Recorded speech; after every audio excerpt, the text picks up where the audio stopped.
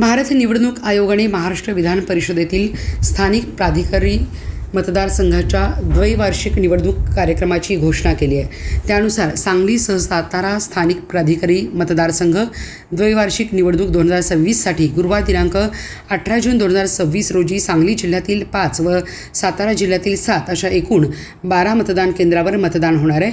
मतदान केंद्राचे ठिकाण ज्या इमारतीत मतदान केंद्र असेल ती इमारत आणि ज्या स्थानिक प्राधिकारीचे मतदान करण्यास पात्र आहेत त्या प्राधिकारीचे नाव याची अनुक्रमे यादी पुढीलप्रमाणे आहे।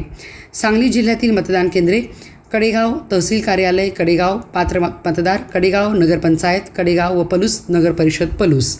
विटा उपविभागीय अधिकारी खानापूर भाग विटा यांचे कार्यालय, पात्र मतदार विटा नगरपरिषद विटा, खानापूर नगरपंचायत खानापूर, आटपाडी नगरपंचायत आटपाडी, तासगाव नगरपरिषद तासगाव।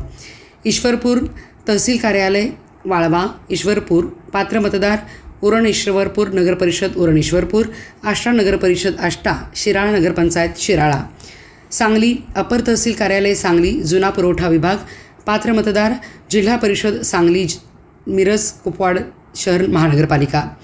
जत तहसील कार्यालय जत, पात्र मतदार जत नगरपरिषद जत, कवठेमंकाळ नगरपंचायत आणि कवठेमंकाळ।